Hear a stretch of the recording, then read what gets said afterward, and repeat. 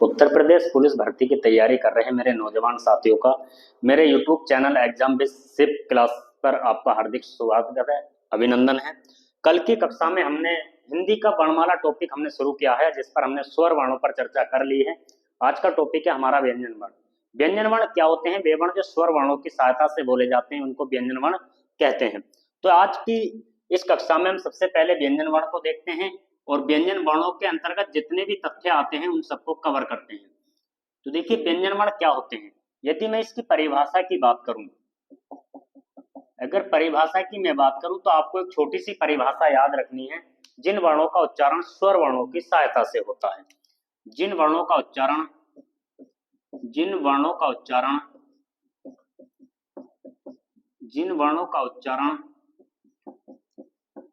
स्वर वर्णों की सहायता से होता है, स्वर वर्णों की सहायता से होता है, उन्हें व्यंजन वर्ण कहते हैं। उन्हें व्यंजन वर्ण कहते हैं। हिंदी वर्णमाला में ये नोट करके आप लोग लिख लेंगे। हिंदी वर्णमाला में व्यंजन वर्णों की संख्या 33 मानी गई है। 33 मानी गई है तथा व्यंजन वर्णों को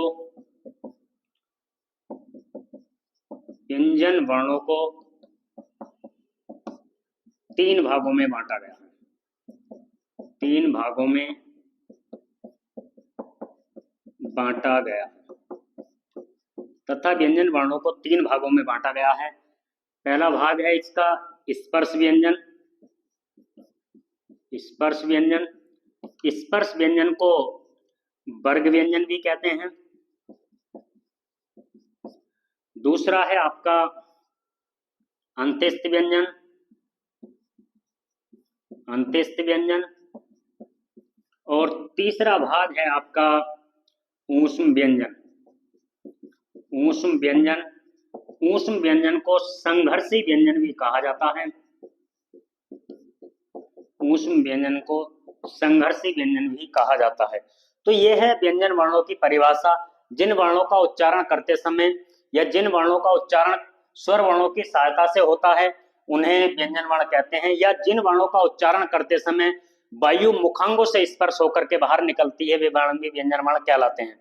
हिंदी वर्णमाला में जो व्यंजन वर्ण है उसकी जो संख्या मानी गई है वो कितनी मानी गई है? 33 मानी गई है। और व्यंजन वर्णों को 3 भागों में बांटा गया है, जो मुख्य रूप से इसके 3 भाग हैं। एक है आपका स्पर्श व्यंजन, दूसरा है आपका अंत्यस्थ व्यंजन और तीसरा आपका ऊष्म व्यंजन या संघर्षी व्यंजन। स्पर्श व्यंजन क्या होते हैं? जिन वर्णों का उच्चारण करते समय वायु मुख में कंठ, तालु, मूर्धा, दंत, होठ अर्थात मुखांगों से टकराकर बाहर निकलती है तो वे वर्ण क्या कहलाते हैं? स्पर्श व्यंजन कहलाते हैं। स्पर्श व्यंजनों की हिंदी वर्णमाला में जो संख्या मानी गई है वो 25 मानी गई है। 25 स्पर्श व्यंजन होते हैं। और बात आती है अंत्यस्थ व्यंजन क्या होते हैं? जिन वर्णों का उच्चारण स्वर एवं व्यंजनों के मध्य होता है उन वर्णों को हम अंत्यस्थ व्यंजन के नाम से जानते हैं। हिंदी वर्णमाला में इनकी संख्या 4 मानी गई है। बात करते हैं हम ऊष्म व्यंजन। ऊष्म व्यंजन क्या होते हैं? जिन वर्णों का उच्चारण करते समय वायु को मुख में संघर्ष करना पड़े अर्थात संघर्ष करके मुख से बाहर निकलती है तो वे वर्ण क्या कहलाते हैं? आपके ऊष्म व्यंजन कहलाते हैं और इनकी संख्या भी 4 मानी गई है। तो इस प्रकार से 25 आपके पास स्पर्श व्यंजन होते हैं, 4 अंत्यस्थ व्यंजन होते हैं और 4 ऊष्म या संघर्षी व्यंजन होते हैं। तो इनकी टोटल संख्या जो कुल संख्या बन जाती है, कुल संख्या इनकी 33 हो जाती है। तो इस प्रकार हिंदी वर्णमाला में जो व्यंजनों की संख्या है वो 33 है। एक बार आप सब लोग इसका स्क्रीनशॉट ले लीजिए।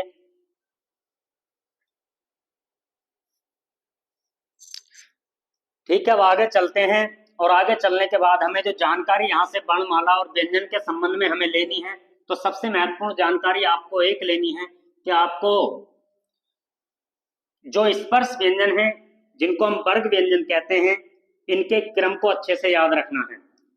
यदि आपने व्यंजन वर्णों के क्रम को अच्छे से याद रख लिया, स्पर्श व्यंजन के क्रम को अच्छे से याद रख लिया, तो आप यहाँ से अघोष, सघोष, अल्पप्राण, महाप्राण वर्णों को आसानी से याद कर सकते हो। तो देखिए स्पर्श व्यंजन और उसके हम कुछ उदाहरणों को जान लेते हैं। स्पर्श व्यंजन या हम जिसको कहते हैं वर्ग व्यंजन, वर्ग व्यंजन, इनकी विशेषता क्या है कि इनका उच्चारण मुखांगों से होता है, या हम एक ही शब्द में कह सकते हैं जिन वर्णों का उच्चारण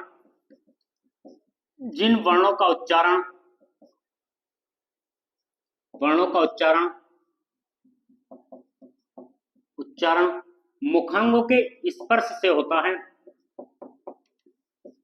मुखांगों के स्पर्श से होता है,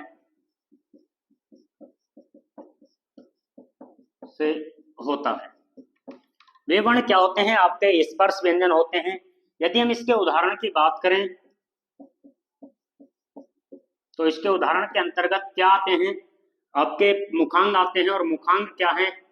कंठ है, कंठ से निकलने वाले वर्ण आते हैं। तालु, तालु से निकलने वाले वर्ण आते हैं। मूर्धा, मूर्धा से निकलने वाले वर्ण आते हैं। दंत से निकलने वाले वर्ण आते हैं, और होष्ठ से निकलने वाले वर्ण आते हैं। तो इसके अंतर्गत क्या है? जो मुखांग होते हैं, मुखांगों से निकलने वाले वर्ण आते हैं, जिसके कारण इसको वर्ग व्यंजन कहते हैं। यदि हम देखें कि कै के कंठ वर्ग से कौन कौन निकलते हैं, तो आपका कै, खा, गा, घा, अंगा, ये वर्ण निकलते हैं। तालु से देखें हम आपके च, छ, जय, झ, ये। मूर्धा से टे, ठे, डे, ढे, ण। दंत से ते, थे, दे, ढे, ने। होष्ठ से पे, फे, बे, भे, में। तो इस प्रकार ये क्या है हमारे पास? स्पर्श व्यंजन जिनकी संख्या 25 है। तो स्पर्श व्यंजन ये हमारे पास है 25 स्पर्श व्यंजन है जो कंठ वर्ग से निकलते हैं। 5 कंठ वर्ग से निकलते हैं, 5 तालु से निकलते हैं, 5 मूर्धा से निकलते हैं, 5 होठ से निकलते हैं। तो इस प्रकार से जो स्पर्श व्यंजन है ये हमारे पास क्या है? 25 है। आप सभी लोगों को स्पर्श व्यंजन का क्रम अच्छे से याद रखना है, क्योंकि यहाँ से आप याद रखोगे तो व्यंजन का आगे हम वर्गीकरण करेंगे घोषत्व के आधार पर और प्राणत्व के आधार पर। तो उसमें इनके क्रम को आपको अच्छे से याद रखना है, किसी भी वर्ण का क्रम आपसे डिस्टर्ब ना हो। एक बार सभी लोग आप इसका स्क्रीनशॉट ले लीजिए। अब दूसरे भाग की हम बात करते हैं अंत्यस्थ व्यंजन।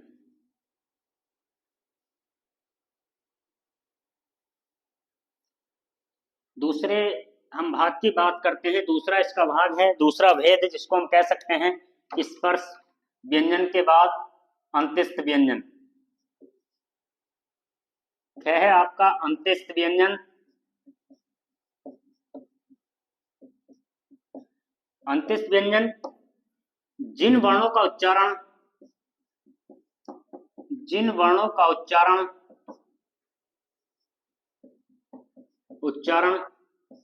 स्वर एवं व्यंजनों के मध्य होता है, स्वर एवं व्यंजनों के मध्य होता है, उन्हें अंत्यस्थ व्यंजन कहते हैं। उन्हें अंत्यस्थ व्यंजन कहते हैं। उन्हें अंत्यस्थ व्यंजन कहते हैं। इसके उदाहरण की यदि हम बात करें तो इसके अंतर्गत 4 वर्णों को शामिल किया गया है, य, रे, ले, वे। यदि हम इनका उच्चारण स्थान की भी बात करें तो उच्चारण स्थान की यदि हम बात करें तो यह का उच्चारण है तालु, रै का उच्चारण स्थान है मूर्धा, लै का उच्चारण स्थान है दंत, और बै का उच्चारण स्थान है, यह एक वर्तस्य ध्वनि है। यदि कहीं वर्तस्य ना मिल पाए तो आप इसको दंतोष्ठ्य ध्वनि कर सकते हो, दंतोष्ठ्य। तो ये इनका उच्चारण स्थान है, यह रै लै वै का। तो आपको इनके उच्चारण स्थान को भी याद रखना है और इनको भी याद रखना है। ये हिंदी में क्या है, आपके अंत्यस्थ व्यंजन है। जिन वर्णों का उच्चारण स्वर एवं व्यंजनों के मध्य होता है तो वे वर्ण अंत्यस्थ व्यंजन कहलाते हैं। इसमें जो हमारा नोट करके आप इसको लिख सकते हो, जो ये और वे हैं, ये वे को अर्ध स्वर भी कहा जाता है, अर्ध स्वर भी कहा जाता है। और यह प्रश्न कई बार प्रतियोगी परीक्षाओं में पूछा गया है कि निम्नलिखित में से कौन सा अर्धस्वर है। तो यह और वह को अर्धस्वर भी कहा जाता है। क्यों कहा जाता है? क्योंकि यह को परिवर्तन किया जा सकता है छोटे ई में और वह को परिवर्तन किया जाता है छोटे ऊ में, तो इसलिए इनको अर्धस्वर भी कहा जाता है। एक बार आप सब लोग इसका स्क्रीनशॉट ले लें।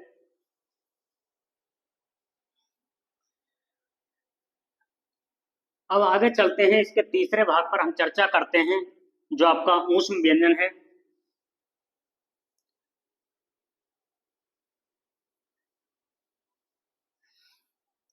ऊष्म व्यंजन है,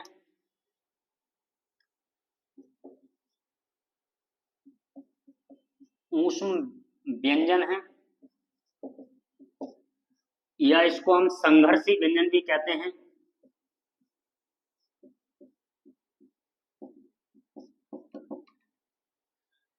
एक छोटी सी परिभाषा लिख सकते हैं, जिन वर्णों का उच्चारण करते समय, जिन वर्णों का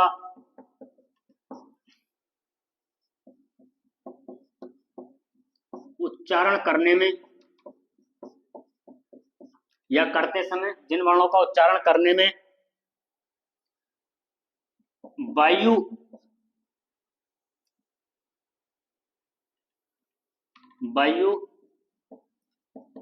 मुखांगों से टकरा कर गर्मी उत्पन्न करके बाहर निकलती है, गर्मी उत्पन्न करके बाहर निकलती है,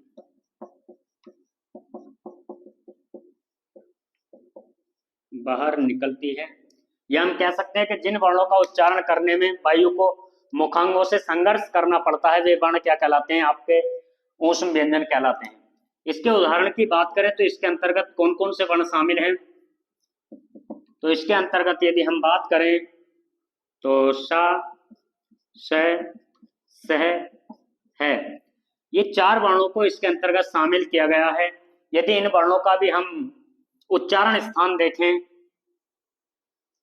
तो स का उच्चारण स्थान है तालु, श का उच्चारण स्थान है मूर्धा, स का उच्चारण स्थान है दंत, और है का उच्चारण स्थान है कंठ। तो ये इनका उच्चारण स्थान भी है। एक बार आप सब लोग इसका एक बार स्क्रीनशॉट ले लीजिए। आगे चलते हैं हम व्यंजन के वर्गीकरणों पर, किन किन आधार पर व्यंजन का वर्गीकरण और किया गया है, उस पर हम चर्चा कर लेते हैं। तो सबसे पहला बात है घोषत्व के आधार पर।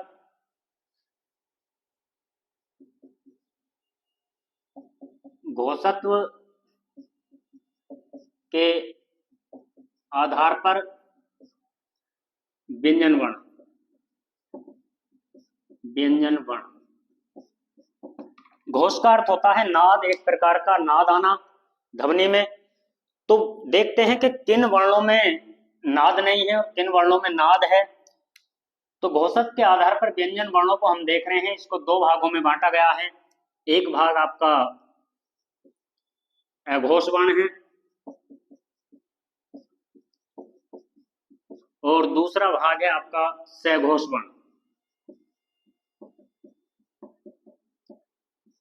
अघोष वर्ण, अ उपसर्ग लग जाने से घोष का अर्थ होता है कि जिसमें नहीं है, अर्थात जिन वर्णों में घोष नहीं है या जो वर्ण घोष के साथ में है वे आपके सघोष हैं, और जिन घोष के साथ में नहीं है वे वर्ण आपके अघोष हैं। तो अघोष वर्ण क्या होते हैं? अघोष वर्णों की संख्या कितनी है? सघोष वर्णों की संख्या कितनी है?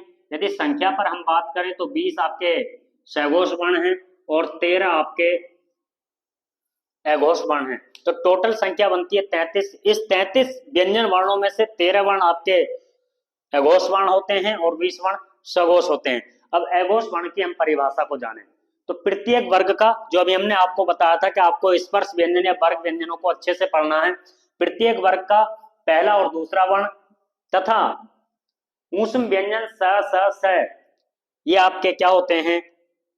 अघोष वर्ण होते हैं। तो टोटल संख्या कितनी आती है इनकी? 13 प्रत्येक वर्ग का। यदि हम इसकी एक सारणी बना लेते हैं अघोष और सघोष की तो आपको बहुत अच्छा रहेगा, आपको परिभाषा लिखने की जरूरत नहीं पड़ेगी और वहीं से आप इसको आसानी से कैच कर लोगे। सघोष वर्ण की यदि हम बात करें तो प्रत्येक वर्ग का जो आपका कौन सा बचा है? आपका तीसरा वर्ण बचा है, आपका चौथा वर्ण बचा है, आपका पांचवा बचा है। तो आप याद रख सकते हो 345। प्रत्येक वर्ग का तीसरा, चौथा, पांचवा वर्ण तथा इसके साथ जो आपका ऊष्म व्यंजन से है बचा है, ऊष्म व्यंजन से है तथा अंत्यस्थ व्यंजन ये आपके सघोष होते हैं। आप इस पर अघोष पर याद रख सकते हो 12 प्रत्येक वर्ग का पहला दूसरा वर्ण। यहां से आप 345 को याद रख सकते हो प्रत्येक वर्ण का तीसरा, चौथा, पांचवा वर्ण। तो एक बार इन दोनों वर्ण अघोष वर्ण और सघोष वर्ण की हम एक सारणी बना लेते हैं जिससे आपको बहुत आसानी से याद हो जाएंगे। तो एक तरफ हम लिखते हैं अघोष वर्ण, अघोष वर्ण, और दूसरी तरफ हम लिखते हैं सघोष वर्ण, सघोष वर्ण।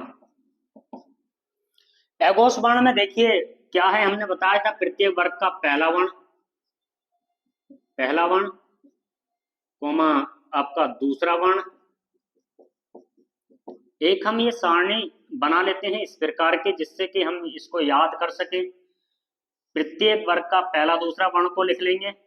यदि हम क वर्ग का पहला दूसरा वर्ण लिख रहे हैं तो क, ख, ज, छ, ट, थ, त, थ, ट, थ, और इसके साथ में क्या है हमारे पास? जो ऊष्म व्यंजन है से।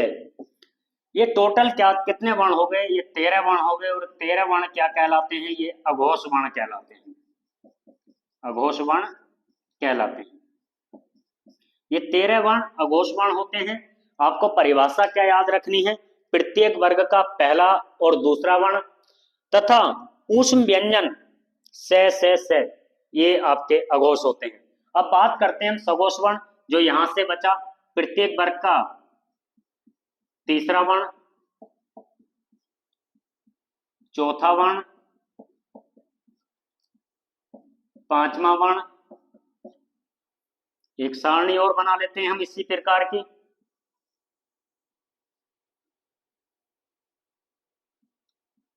इसी प्रकार की एक सारणी बना लेते हैं। आप देखेंगे प्रत्येक वर्ग का जो तीसरा, चौथा, पांचवा वर्ण क्या है? आप वर्णों को दोहराते रहिए। क, ख यहां हमने लिख लिए, ग, घ और आपका अंगा यहां पर आ गया, च, छ, ज, झ ये आपका यहां पर आ गया, ट, ठ, ट, ठ, ड, ट, ठ, ड, ढ अणा यहां पर आ गया, टैबर का त, थ, द, ध, ने यहां पर आ गया, पैबर का पैफ है यहां पर आ गया। तो पैफ है ब, भ, में। ये प्रत्येक वर्ग के तीसरा, चौथा, पांचवा वर्ण आ गए जिनको हम बोल सकते हैं तीसरा, चौथा, पांचवा। पहला दूसरा हमने यहां पर लिख लिया है। अब इसके बाद जो यहां से बचा ऊष्म व्यंजन से कौन बचा है बचा है को यहां ले लीजिए। और आपके पास जो बचे अंत्यस्थ व्यंजन, अंत्यस्थ व्यंजन 4 हैं उनको भी यहां ले लीजिए, य, र, ल, व। तो इस प्रकार से जो सघोष वर्ण है इनकी संख्या कितनी है? 20। ये 20 वर्ण क्या कहलाते हैं? ये सघोष वर्ण कहलाते हैं। ये सघोष वर्ण कहलाते हैं। तो आपके टोटल वर्ण कितने हो गए? आपके 13 वर्ण यहाँ से हो गए, 20 वर्ण यहाँ से हो गए, तो टोटल आपके 33 वर्ण हो गए। और पहला वर्गीकरण हमने इसको किया है घोषक के आधार पर। तो घोषक के आधार पर व्यंजन वर्ण दो प्रकार के पाए गए, अघोष वर्ण और आपका सघोष वर्ण। तो एक बार आप सभी लोग इसका स्क्रीनशॉट ले लीजिए।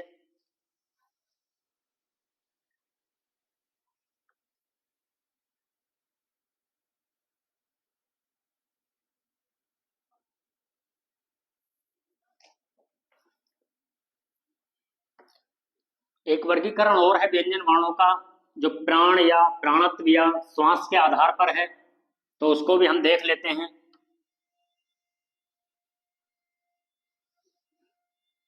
जो सांस की मात्रा के आधार पर है। तो दूसरा वर्गीकरण हम इसमें करेंगे प्राणत्व या श्वास के आधार पर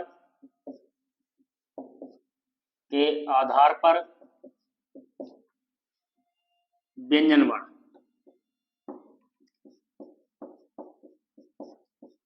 ये भी आपके दो प्रकार के होते हैं।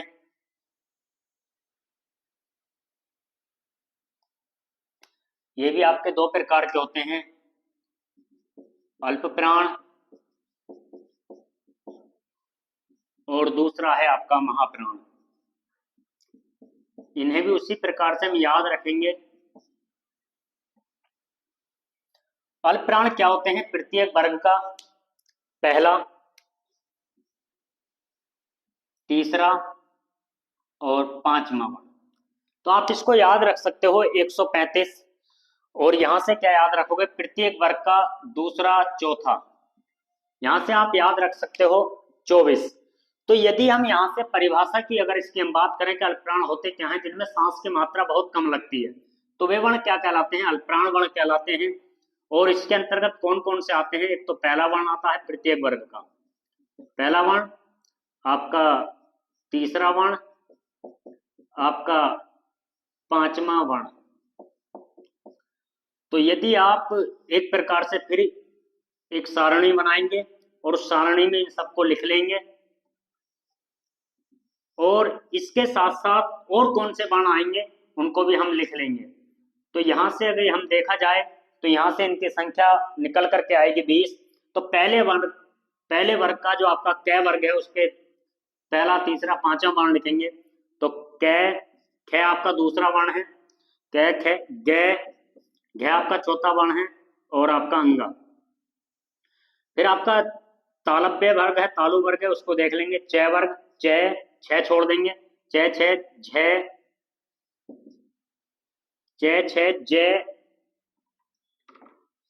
झ छोड़ देंगे, ये।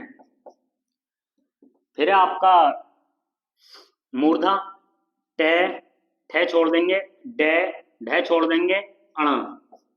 फिर आपका त वर्ग, त, थ छोड़ देंगे, द, ध, न ले लेंगे, ध छोड़ देंगे, न छोड़ देंगे। फिर आपका प, फ छोड़ देंगे, ब, भ, म छोड़ ले लेंगे। ये आपके कितने हो गए? पहला, तीसरा और पांचवा वर्ण जो प्रत्येक वर्ग का है, और इसके साथ में क्या है? अंत्यस्थ व्यंजन य, र, ल, ब। ये आपके कुल कितने वर्ण हुए? ये 20 वर्ण हुए। और ये 20 वर्ण क्या कहलाते हैं? ये अल्प प्राण वर्ण कहलाते हैं। अल्प प्राण वर्ण कहलाते हैं। इस प्रकार से ये 20 वर्ण क्या हैं? जो 20 वर्ण हैं ये आपके अल्प प्राण हैं। अब महाप्राण की बात करते हैं, तो यहां से हमें प्रत्येक वर्ग का दूसरा वर्ण लेना है, दूसरा वर्ण और आपका चौथा वर्ण। यदि हम प्रत्येक वर्ग के दूसरे वर्ण की बात करें, तो प्रत्येक वर्ग का दूसरा वर्ण क्या है? यदि हमने पहले वर्ग का क पहला वर्ग है, तो ख आपका दूसरा वर्ग है, ग तीसरा वर्ग है, तो घ आपका चौथा वर्ग है। यदि हम च वर्ग की बात करें, च पहला वर्ग है, तो छ आपका दूसरा वर्ग है, ज आपका तीसरा वर्ग है, तो ज आपका तीसरा वर्ग है, तो झ आपका चौथा वर्ग है। और यदि हम बात करें ट वर्ग का पहला वर्ण क्या है, ट है, तो ठ आपका दूसरा वर्ण है, ड आपका तीसरा वर्ण है, तो ढ आपका चौथा वर्ण है। यदि हम त वर्ग की बात करें, त आपका पहला वर्ग है त, तो थ आपका दूसरा वर्ग है द, और ध आपका चौथा वर्ण है। और यदि हम बात करें पंचम वर्ण की, तो प फ आपका दूसरा वर्ण है और भ आपका चौथा वर्ण है। तो इस प्रकार से ये क्या हो गए, आपके महाप्राण हो गए, और इसके साथ में आपके संघर्षी अंश व्यंजन से, से, से और है। तो इस प्रकार से ये 14 वर्ण आपके हुए महाप्राण ध्वनि, या इनको हम महाप्राण वर्ण कह सकते हैं। तो हिंदी वर्णमाला में 33 व्यंजनों में से हमने बांटा, तो 33 व्यंजनों को दो आधारों पर बांटा, एक तो प्राणत्व के आधार पर और एक हमने बांटा घोषत्व के आधार पर। तो प्राणत्व के आधार पर अल्पप्राण महाप्राण, घोषत्व के आधार पर आपका अघोष और सघोष। तो आपको ये सारणी याद होनी चाहिए, एक बार आप सभी लोग इसका स्क्रीनशॉट ले लीजिए। एक ध्यान रखना, थोड़ा मिस्टेक हो गई है यहाँ पर संख्या 19 वर्ण हो गई, तो 19 वर्ण होते हैं सारणी में, आपके 15 और 4 ये 19 वर्ण होते हैं, ये आप ध्यान रखना, ये बाय मिस्टेक लिखा गया है। आप एक बार इसका स्क्रीनशॉट ले लीजिए पुनः। अब देखिए हम आगे बात करते हैं। अब विशेष तथ्य पर हम बात करते हैं वर्णमाला के। ये आपके व्यंजन वर्णों के संबंध में जो आपको जानकारियां लेनी थी वो आप पूरी कर चुके हो। अब हम बात करते हैं विशेष तथ्य जो वर्णमाला से आपको लेने हैं। विशेष तथ्य जो आपको वर्णमाला से लेने हैं, पहला है आपका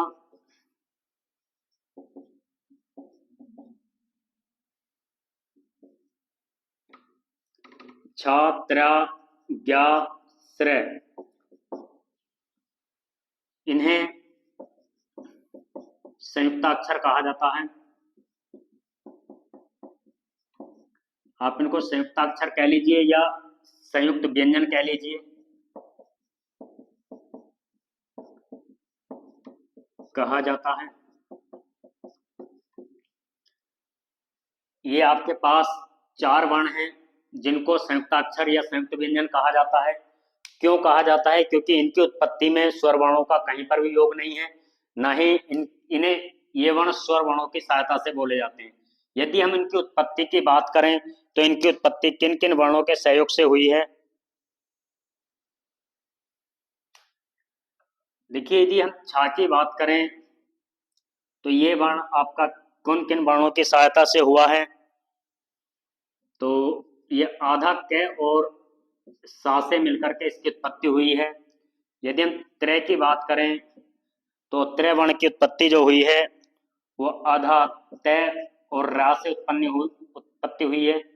यदि हम ज्ञा की बात करें तो आधा जय और य से इसकी उत्पत्ति हुई है। यदि हम स्रा की बात करें तो आधा से और रा से इसकी उत्पत्ति हुई है। तो इस प्रकार से इनकी उत्पत्ति को भी हमें याद रखना है। ये पहली बात विशेष तथ्य के अंतर्गत। छा, त्रा, ज्ञा और श्रेय, इनको संयुक्ताक्षर या संयुक्त व्यंजन कहा जाता है। यहाँ व्यंजन शब्द लिखना हम भूल गए हैं, इसको दोबारा से आप लिख सकते हो, संयुक्त व्यंजन कहा जाता है। एक बार आप सब लोग इसका स्क्रीनशॉट ले लें।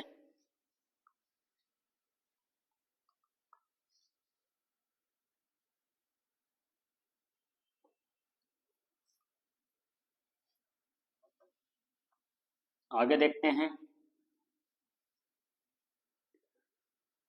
आगे है हमारे पास दूसरा तथ्य,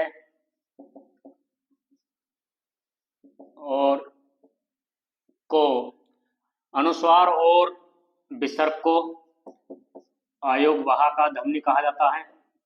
अयोगवाह, अयोगवाह कहा जाता है।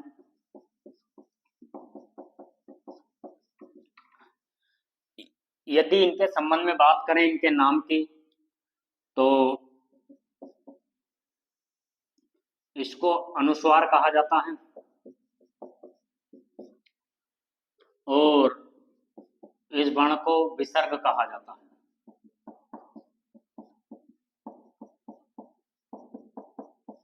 विसर्ग कहा जाता है। यदि इनके उच्चारण की बात करें तो इसका उच्चारण नासिका से होता है और विसर्ग का उच्चारण कंठ से होता है।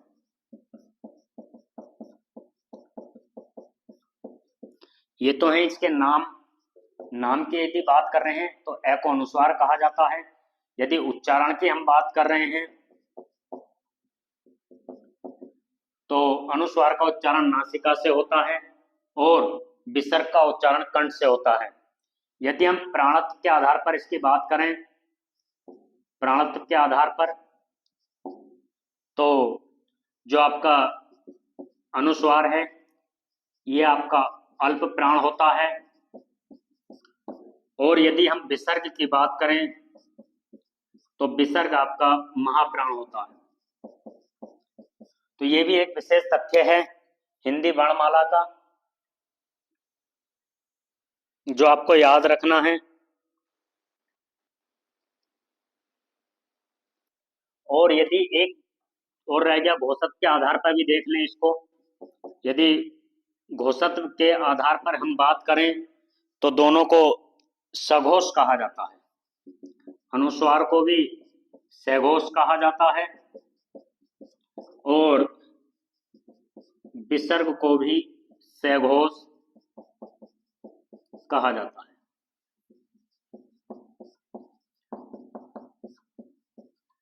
कहा जाता है।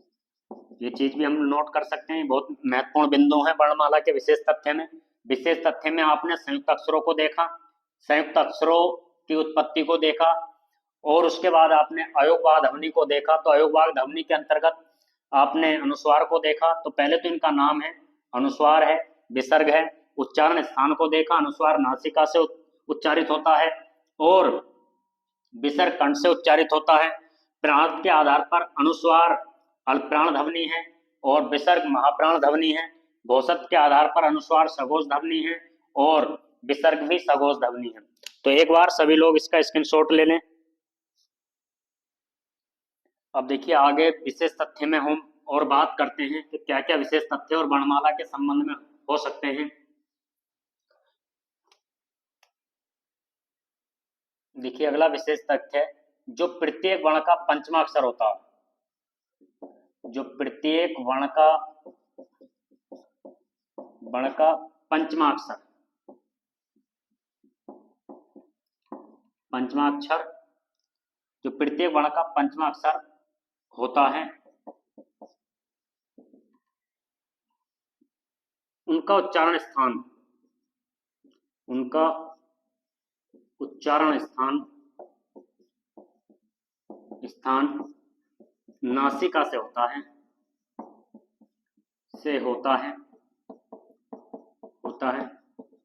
जिसके कारण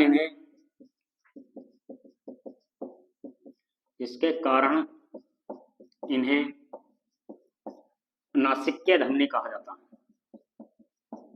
नासिक्य वर्ण या ध्वनि कहा जाता है,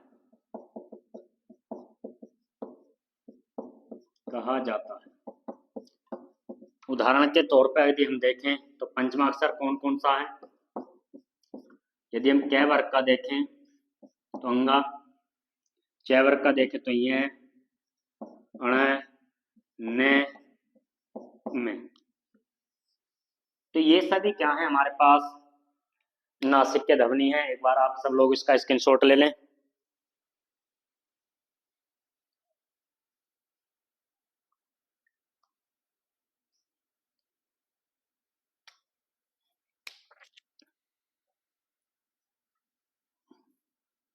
आगे विशेष तथ्य में देखते हैं।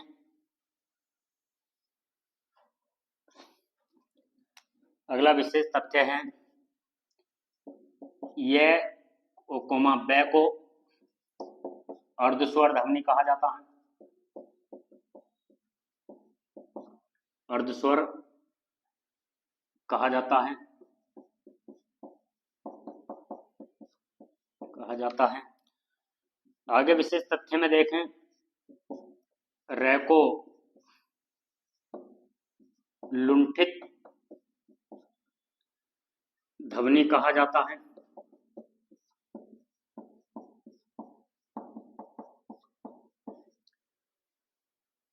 और ला को पार्श्विक ध्वनि कहा जाता है। पार्श्विक ध्वनि कहा जाता है। तो इस प्रकार वर्णमाला के संबंध में जो विशेष तथ्य हमने उनको देख लिया। एक संयुक्त अक्षरों को देखा, अयोबा ध्वनियों को देखा, लुंठित ध्वनि को देखा, पार्श्विक ध्वनि को देखा, अर्धस्वर ध्वनियों को देखा और उच्चारित ध्वनियों को देखा। तो आज ये वर्णमाला की क्लास आपकी समाप्त होती है। और यदि क्लास अच्छा लगे तो इसे अपने दोस्तों के साथ शेयर करें ताकि ज्ञान अर्जन का लाभ अधिक से अधिक विद्यार्थी ले सकें। धन्यवाद।